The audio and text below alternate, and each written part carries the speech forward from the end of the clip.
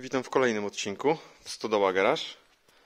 Dzisiaj zajmiemy się naprawą zblokowanych prowadnic w tylnym zacisku hamulcowym. Jest to Toyota RAV4 drugiej generacji, rocznik 2000. Akurat mamy tutaj 5, a więc zabierzmy się do pracy. Najpierw podniesiemy sobie koło. Żeby tutaj podnieść koło, to zachodzimy od przodu tylniego koła i tutaj oryginalny podnośnik podstawiamy pod sam wahacz. Ja podnoszę go podnośnikiem pneumatycznym, tylko że z kolei zachodzę z tyłu i tutaj pod konkretnie sprężynę podkładam pod wahacz właśnie podnośnik. Oczywiście przed podnoszeniem samochodu pamiętajcie, żeby zachować wszelkie procedury bezpieczeństwa. Także jeżeli podnosicie lewą tylnią stronę, to pod prawe przednie koło podkładamy kliniki i możemy zabrać się za podnoszenie auta. Już koło mamy w górze, to możemy je odkręcić. Żeby je odkręcić, możemy zaciągnąć hamulec postojowy, żeby po prostu koło nam się nie obracało. Ja ze względu na to, że używam klucza pneumatycznego, to nie muszę tego robić, więc teraz odkręcimy i ściągniemy koło. Koło, jak widzicie, mam ściągnięte, więc teraz zacisnę sobie przewód hamulcowy, żeby nie wyciekał mi płyn z układu. Do tego stosuję taki zwykły zaciskany klucz. Po prostu zakładam na przewód, zaciskam i już mi płyn nie będzie uciekał.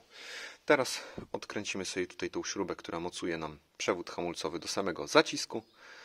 Tu jest klucz 14 potrzebny do odkręcenia tej śrubki. Przed odkręceniem tego przewodu połóżcie sobie szmatkę, bo na pewno wycieknie z tego zacisku odrobina płynu. Jak już macie ten przewodzik odkręcony, to sobie go tak w ten sposób odłóżcie na boczek, żeby Wam nie przeszkadzał. I teraz możemy zabrać się za zdemontowanie całego zacisku. Zacisk jest tutaj montowany na dwóch śrubach. Jedna jest u dołu, druga jest u góry. Odkręcamy je i ściągniemy za chwilę cały zacisk. Teraz jak już obie śruby macie odkręcone, to wystarczy włożyć tutaj śrubokręt pomiędzy klocek a tarczę, żeby cofnąć delikatnie zacisk, żeby, zobaczcie, zacisk nam zszedł bez problemów. Czasami oczywiście zdarzy się, że mamy tutaj zapieczony również delikatnie tłoczek, więc cofnąć będzie go ciężko. Można sobie ewentualnie się wspomóc delikatnie młoteczkiem, ale trzeba uważać, żeby tutaj nam te jarzmo żeliwne nie pękło przy próbie wybicia. Bierzemy je na imadełko, bo jak widzicie tutaj ta prowadniczka jeszcze górna chodzi, ale ta dolna jest tak zapieczona, że nawet przy próbie delikatnego pukania młotkiem już ona nie chciała ruszyć, więc będziemy próbowali ją za chwilę na imadle zdemontować. I teraz jak już zacisk mamy przykręcony w imadło, ja go tutaj złapałem za prowadnicę, nie łapię nigdy tutaj za obudowę, żeby najzwyczajniej w świecie jej przypadkiem nie uszkodzić, bo jak za mocno ściśniemy, to zacisk tutaj może nam pęknąć. Rzadko się to zdarza, ale jest taka możliwość. Więc teraz musimy zdjąć stąd tutaj klocki. Żeby zdjąć klocki, to ten od strony zewnętrznej sprężynkę tutaj wystarczy podważyć i wyciągnąć z tych otworków w samych tych prętach prowadzących, a natomiast te sprężynki wyciągamy z wewnętrznego otworu. Tylko trzeba właśnie uważać, żeby ich nie pogubić, bo potrafią, jak widzicie, wystrzelić. I wyciągamy drugą.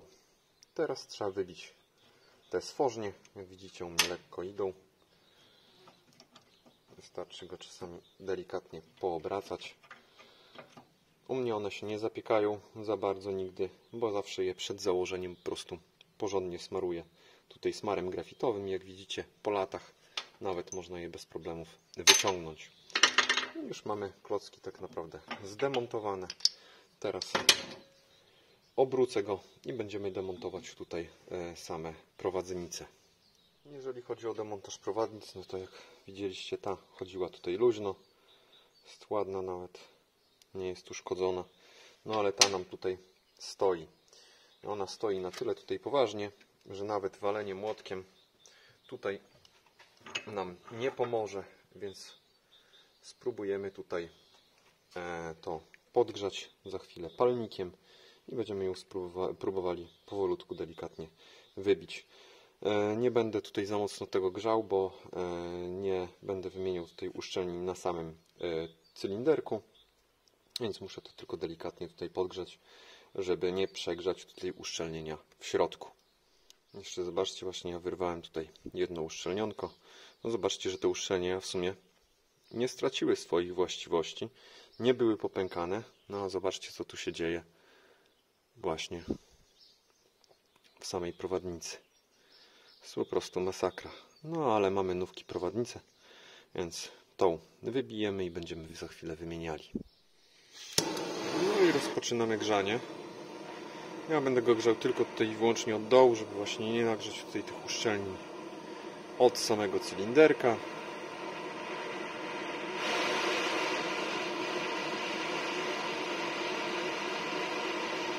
No i po nagrzaniu i po kilku uderzeniach młotkiem już ta prowadnica poszła, ale jak widzicie, musiałem tutaj naprawdę dużej siły użyć, żeby to w ogóle ruszyć. Teraz po prostu kątówką tutaj zetnę tą prowadnicę i wybijemy ją za chwilę na zewnątrz. No i jak widzicie, już tą prowadnicę ściąłem. No to teraz włożę taki dłuższy śrubokręt, żeby zacząć wybijać tą tulejkę.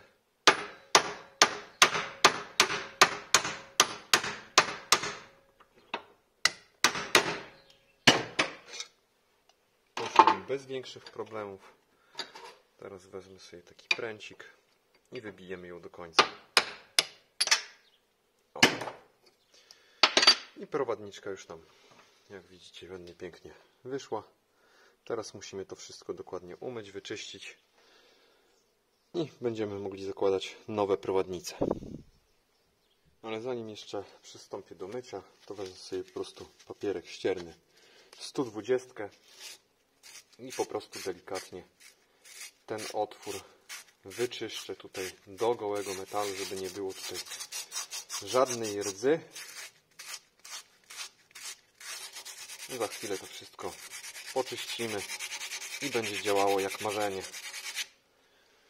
Ja tutaj papierkiem to ładnie przetarłem, tak żeby nie było tutaj właśnie tej rdzy. Teraz musimy jeszcze tutaj wyczyścić ten rowek, w którym będzie siedziało nowe uszczelnienie, więc sobie to porządnie trzeba wyskrobać śrubokrętem, żeby tutaj nie było zanieczyszczeń i za chwilę go jeszcze całego umyjemy po prostu w myjce, żeby nie było tutaj na nim za dużo syfu. No i wkładamy zacisk brudniutki do myjki i będziemy go myli.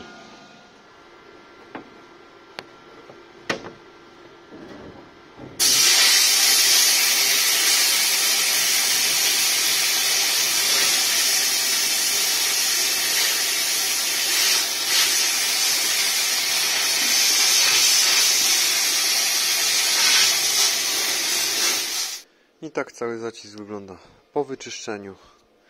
Tutaj wszystko ładnie oszlifowałem. Oczywiście gdzieś tam są wrzery i jakieś minimalne resztki korozji zostały, ale no nie możemy tego tutaj tak, że tak powiem, rozwiercić, rozszlifować, żeby całej tej korozji się tutaj zupełnie pozbyć.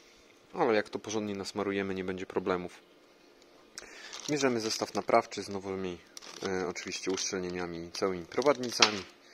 I będziemy to w tej chwili za chwilę zakładali. Ale zanim jeszcze to zrobię, tutaj odegnę te uszczelnienie od samego tłoczka i po prostu dodam tutaj delikatnie tego smarku, który jest w zestawie. No i przesmarowałem tłoczek. On tutaj chodził oczywiście też palcami, bo tam smar był, tylko trochę go dołożyłem. Spytacie się, czemu nie wymieniam uszczelnień od razu tutaj na właśnie tłoczku.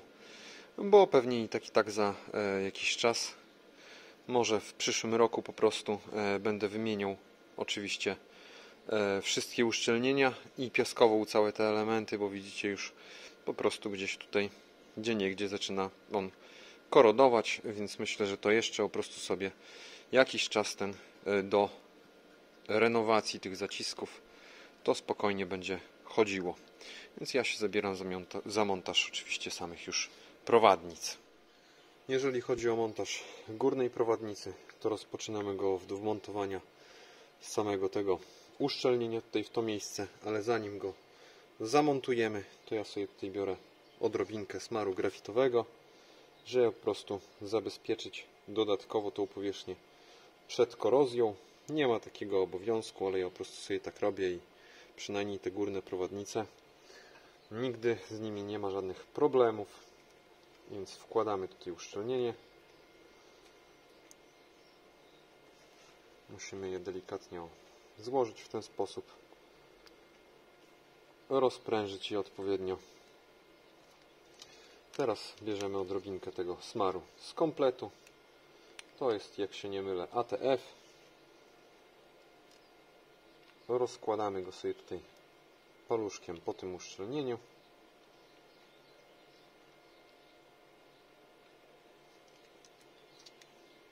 Możemy jeszcze ewentualnie trochę dołożyć. Z jednej, jak i z drugiej strony, żeby nam w tych tutaj rowkach to się wszystko ładnie zebrało.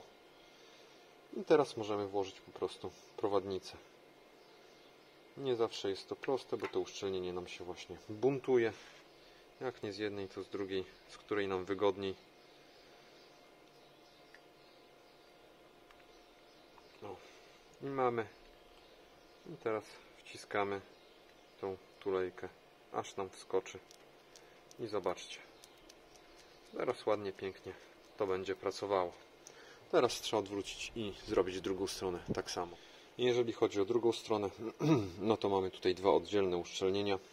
Tak jak właśnie wcześniej mówiłem, żeby wyczyścić te rowki, to właśnie w te rowki tutaj te uszczelnienie będzie nam wchodziło. Jeszcze zanim to zamontujemy, to delikatnie należy nasmarować tutaj wnętrze, bo później będziemy mieli problem, żeby się tutaj dostać. Więc od razu możemy je delikatnie nasmarować. I teraz możemy założyć same uszczelnienia. Po prostu je upychamy tutaj w ten roweczek.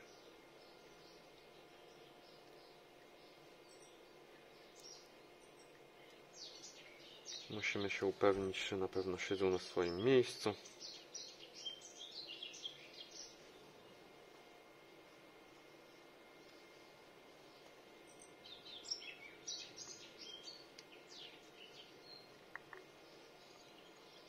Także je sobie poobracajmy kilkukrotnie, żeby upewnić się, że na pewno się ładnie, pięknie wpasowały.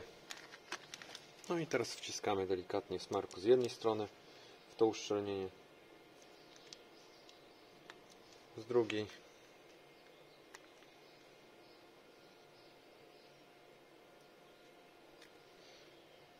Ułóżmy to sobie po uszczelnieniu.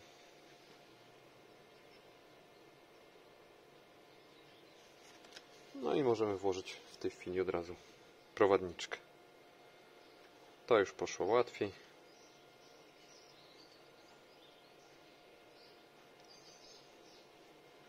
I jak widzicie, ładnie, pięknie pracuje. Teraz możemy założyć klocki.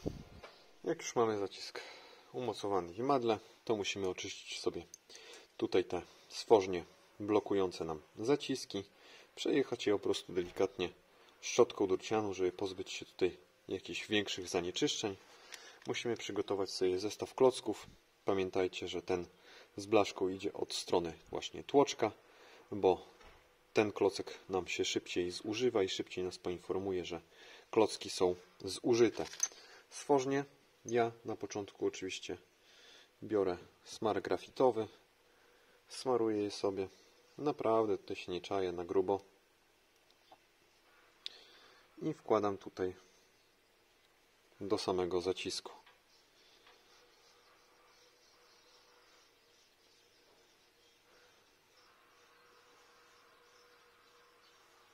Tak samo sobie tutaj nałóżcie troszkę smarku, że po prostu nam to się z biegiem czasu tak szybko nie zapiekało.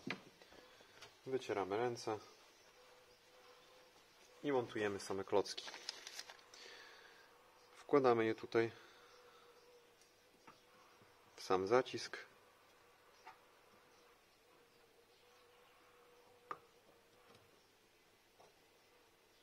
Przytrzymujemy, wsuwamy jeden stworzonek, drugi, dopychamy i możemy założyć sprężynki zabezpieczające. Najpierw sobie możemy ustalić pozycję tych zewnętrznych. Klocek trzeba zewnętrzny wysunąć. Znajdź tutaj otworek. Jeden już mam, drugi sobie ustawiamy i po prostu zobaczcie, cyk, i tą sprężynkę tutaj zapinamy. Jeżeli mamy problem, to sobie możemy obrócić dowolnie ten stworzonek, tak aby nam sprężynka się wpięła. No i tak samo jest z tymi blokującymi drugi. Pamiętajcie, że tutaj jest ta zachapeczka, więc tą zachapeczką możemy zamontować w ten sposób, ale ja montuję to zawsze od strony wewnętrznej, czyli zakładamy, wpychamy w otwór centralny i tak samo drugą.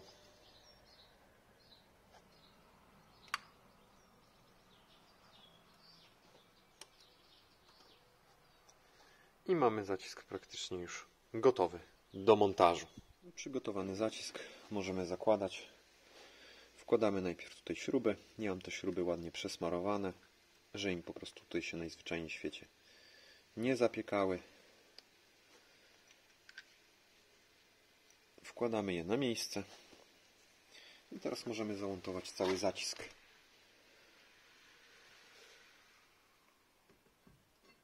Pamiętajmy, żeby klocki wpasować ładnie na tarczę.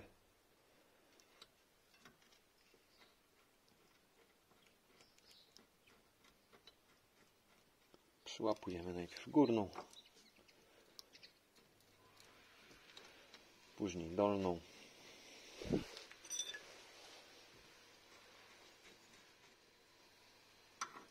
Bierzemy klucz 14.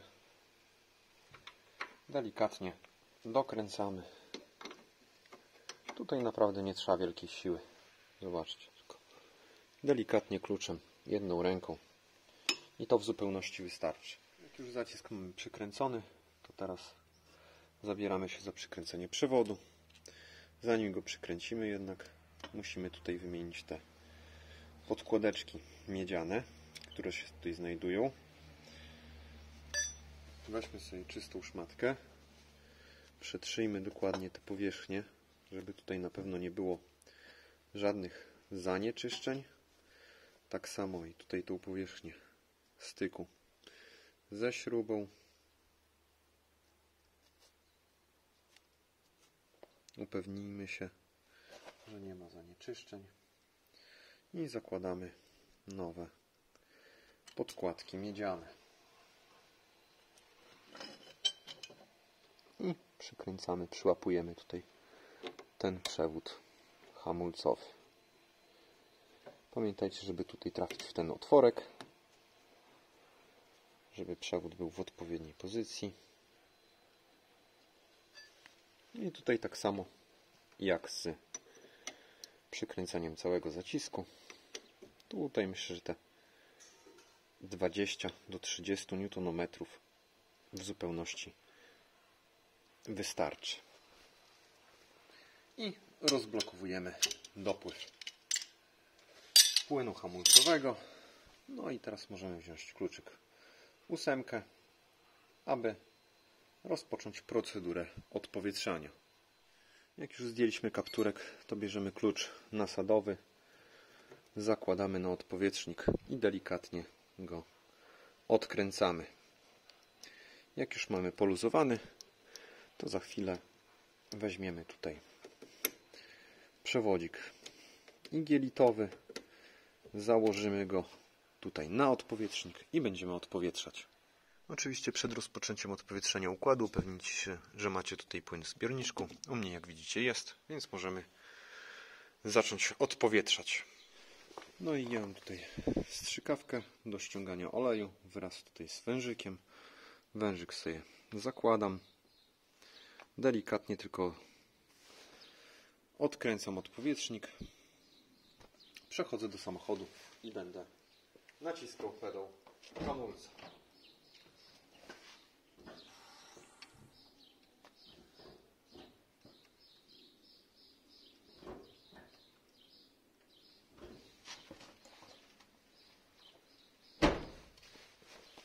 Jak widzicie, już się układ mi odpowietrzył. Już tutaj bąbelki chyba nie szły. Poza tym dźwignia hamulca też była dość sztywno, więc dociągamy delikatnie odpowietrznik. I system już mamy odpowietrzony. Teraz tylko wystarczy jeszcze wziąć klucz, delikatnie go dokręcić, założyć z powrotem kapturek i tą stronę mamy zrobioną. Jeszcze przed założeniem koła upewnijcie się, że tutaj wszystko jest na pewno szczelne i suche, że nie ma nigdzie tutaj wycieków. Tak samo tutaj przy samym odpowietrzniku. Jeżeli wszystko jest w porządku, to możemy zabrać się za zakładanie koła. Oczywiście rozpoczynamy to od założenia samego koła, a następnie po kolei przykręcamy wszystkie szpileczki. Ustawiamy koło w odpowiedniej pozycji. Zawieszamy na piaście. Przyłapujemy wszystkie nakrętki.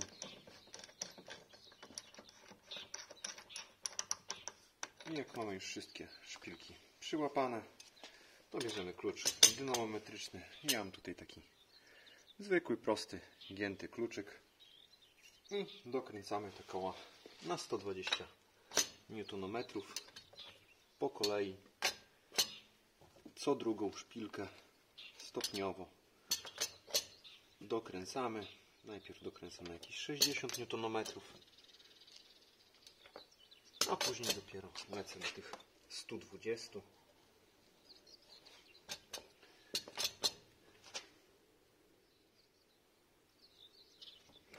Dla pewności wszystkie szpilki jeszcze oczywiście sprawdzam po raz kolejny, żeby były wszystkie równomiernie dokręcone.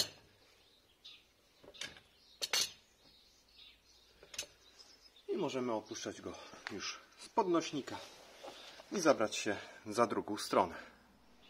A że rozbieranie drugiej strony będzie wyglądało dokładnie tak samo, to nie będę Was nią zadręczał, tylko po prostu zabieram się za robotę. No i drugą stronę już też zrobiłem. A więc to będzie tyle w dzisiejszym odcinku i do zobaczenia w kolejnym.